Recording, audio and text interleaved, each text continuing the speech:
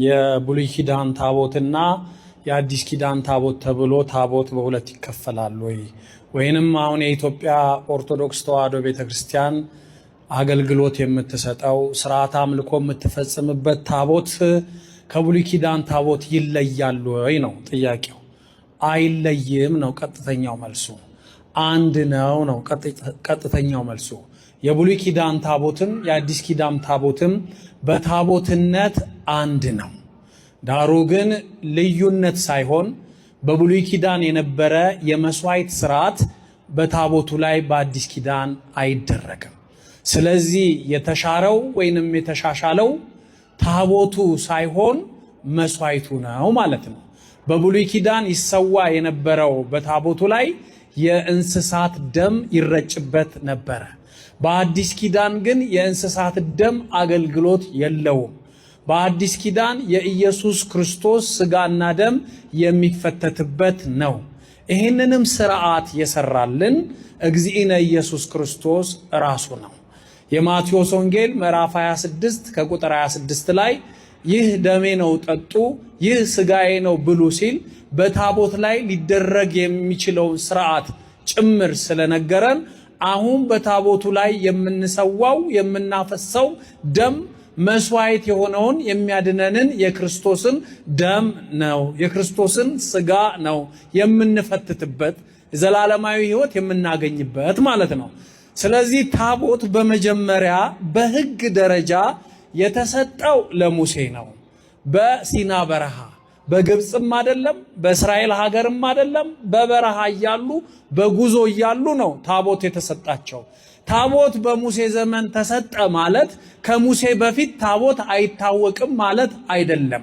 ከሙሴ በፊት ታቦቱ አገልግሎት ይሰጥ የነበረው በሰማይ መላእክት ዘንድ ነው። ስለዚህ በምድር ላይ ለሙሴ ታቦት ሲሰጠው ሙሴ ወደ ሲና ተራራ ላይ ተጠርቶ ዘጸአት 25ን አንብቡት።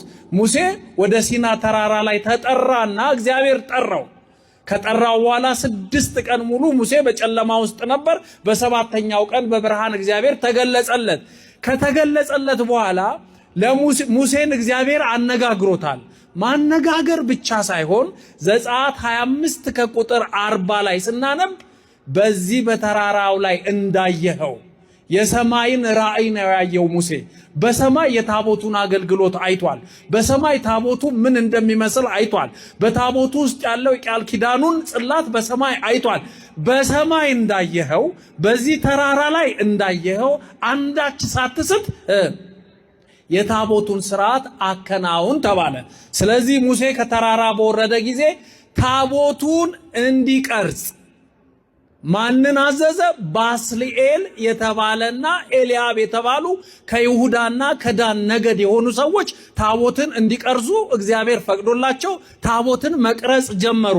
ዘጸአት ምዕራፍ 37 ላይ ታቦቱን የቀረጹት ኤልያብና ባስልኤል የሚባሉ ከይሁዳና ከዳን ነገድ የሆኑ፣ ባስልኤል ከይሁዳ ነገድ ነው፣ ኤልያብ ደግሞ ከዳን ነገድ ነው። እነዚህ ሁለቱ ታቦት ቀረጹ። ለሙሴ እግዚአብሔር በታቦቱ ውስጥ የሚቀመጥ የቃል ኪዳን ጽላት ሰጠው፣ 2 ጽላት። እርሱን እዛ ታቦት ውስጥ ሙሴ አስቀመጠው። ያ ስርዓት አሁንም ድረስ በኢትዮጵያ ኦርቶዶክስ ተዋሕዶ ቤተክርስቲያን የሚከናወንበት ስርዓት ነው።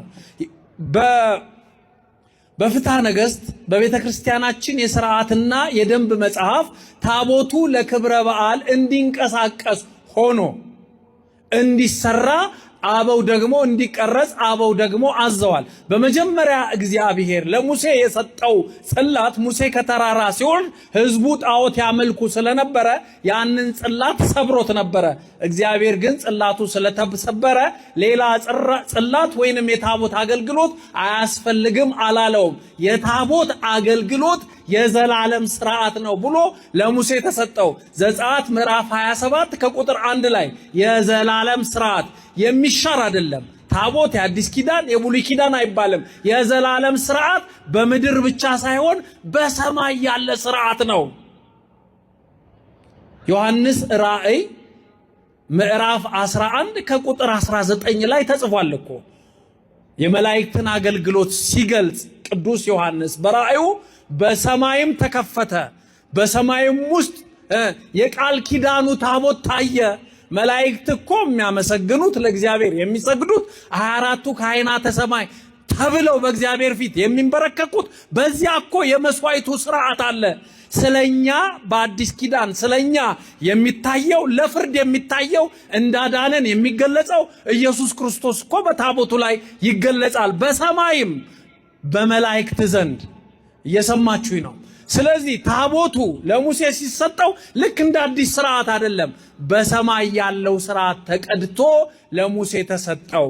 ዛሬም በሙሴ ወንበር ላይ የተቀመጠው ቅዱስ ሲኖዶስ ልክ እንደ ሙሴ ታቦት ሲያስፈልግ ታቦት ቢሰበር ታቦት አንድ ነገር ሆነ ቢባል ውሳኔ የሚሰጠው ቅዱስ ሲኖዶስ ነው። የማቴዎስ ወንጌል ምዕራፍ 23 ከቁጥር 1 ላይ ምን ተብሎ ተጽፏል? በሙሴ ወንበር ላይ ጸሐፍትና ፈሪሳውያን ተቀምጠዋል አለ። ማን ያለው? ኢየሱስ ክርስቶስ።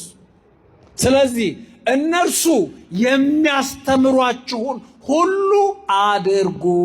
ጸሐፍት ሲል ዕብራውያንን አይደለም፣ ፈሪሳውያንንም ሲል ዕብራውያን ፈሪሳውያኖቹን አይደለም። በሙሴ ቦታ ላይ የሙሴን አገልግሎት የሚሰጡ ሊቃውንት፣ መምህራን፣ የሲኖዶስ አባላት አሉ። እነርሱ ምንም ይሁኑ ምን የሚያስተምሯችሁን ሁሉ አድርጉ ተብሏል። የሰማችሁ ነው። ስለዚህ የታቦቱን ሥርዓት እንዲሁን እንዲደረግ በዚህ ቀን ይቀደስ በዚህ ቀን አይቀደስ ማለት የሚችሉት በሙሴ ወንበር ላይ የተቀመጠው ቅዱስ ሲኖዶስ ነው ማለት ነው። ስለዚህ ታቦት በብሉይ ኪዳን የነበረው አገልግሎት ለሙሴ ከሲሰጥ የነበረው አገልግሎት በእርግጥ የሞት አገልግሎት ይባላል። ይሄ ማለት ታቦቱ ሞትን ያመጣል ማለት አይደለም። በታቦቱ ላይ የተቀረጹት 10ቱ ትእዛዛት በጽላቱ ላይ ያለው 10ቱ ትእዛዛት ለሙሴ የተሰጠው ነገረ ድህነት ስላልተፈጸመ ምንም እንኳን 10ቱን ትእዛዛት ብንፈጽምም ሲኦል ከመውረድ አንድንም። ግን ታቦቱ የእግዚአብሔር ኃይል አለው። እግዚአብሔር በእስራኤላውያን መካከል ስለመገለጡ ታቦት ያስፈልጋል።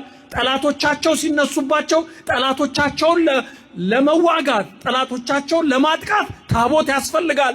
የዘላለም ሕይወት ለመውረስ ግን ታቦቱ ላይ የክርስቶስ ማንነት የክርስቶስ ሥጋና ደም ያስፈልግ ስለነበረ በብሉይ ኪዳን የነበረው አገልግሎት በጠቅላላ የሞት አገልግሎት ነው። በአዲስ ኪዳን ግን ያለው የታቦት አገልግሎት የሕይወት አገልግሎት ነው። የዘላለም ሕይወት የምንወርስበት አገልግሎት ነው። ይህንን ያለን ሐዋርያው ቅዱስ ጳውሎስ ለቆሮንቶስ ሰዎች በጻፈው በሁለተኛይቱ የቆሮንቶስ መልእክት ምዕራፍ 3 ላይ ያ በድንጋይ ላይ የተቀረጸው የሞት አገልግሎት ታቦቱን ሊተች ፈልጎ አይደለም፣ 10ቱ ትእዛዛትን ለመጥቀስ ፈልጎ ነው። ያ የሞት አገልግሎት ነው። ያ 10ቱ ትእዛዛት እኮ አሁን ወደ ፍጹምነት አድጎ በክርስቶስ ስምና በክርስቶስ ሕግ በሰጠን ሕግ ተቀይሯል፣ ወይንም ደግሞ ጸንቷል፣ ወይንም የፍጹማን ሕግ ሆኗል። አሁን ታቦቱ ላይ የተጻፈው የኢየሱስ ክርስቶስ ስም ነው። የምንሰግድለት ስም ነው። የምንበረከክለት ስም ነው። ሲጀመር እግዚአብሔር ታቦቱ ላይ እኔ ነኝ የምጽፍበት ብሏል። ታቦቱ ላይ መጽፍበት እኔ ነኝ ብሏል። ስለዚህ ታቦቱ ላይ ጽላቱ ላይ ጽሑፍ የሚጽፈው እኛ ለሥርዓት አበው ለሥርዓት የሚጽፉት የእግዚአብሔር ስም ቢኖርም እኛም አናውቀው እግዚአብሔር ባህሪውን የገለጸበት ማንነቱ የሚታወቅበት ህቡ ስም አለ ታቦቱ ላይ። ማን የጻፈው? እግዚአብሔር ራሱ የጻፈው። ለምን? እኔ ነኝ የምጽፈው ታቦቱ ላይ ብሏል። እኔ ነኝ የምጽፈው ጽላቱ ላይ ብሏል። ስለዚህ እግዚአብሔር አሁንም ታቦቱ ላይ አለ። ታቦቱ ላይም እንድንሰግድለት እንድናመልከው እግዚአብሔርን ስሙን የሚጽፈው እርሱ ራሱ ነው። ስለዚህ ታቦት በብሉይ ኪዳንም በአዲስ ኪዳንም የታቦትነቱ አሰራር የታቦትነቱ ቅርጽ ከእግዚአብሔር መሰጠቱ አንድ ነው። አገልግሎቱ የብሉይ ኪዳን አገልግሎት መስዋዕቱ የእንስሳት ነበር፣ እሱ ተሽሯል። አሁን ስለኔና ስለናንተ የሞተው ኢየሱስ ክርስቶስ ስጋውና ደሙ የሚፈተትበት ነው። ስለዚህ ታቦት በብሉይ ኪዳንም በአዲስ ኪዳንም መስዋዕቱና የአገልግሎቱ አቅጣጫ እንጂ የተለየው ታቦትነቱ አንድ ነው ነው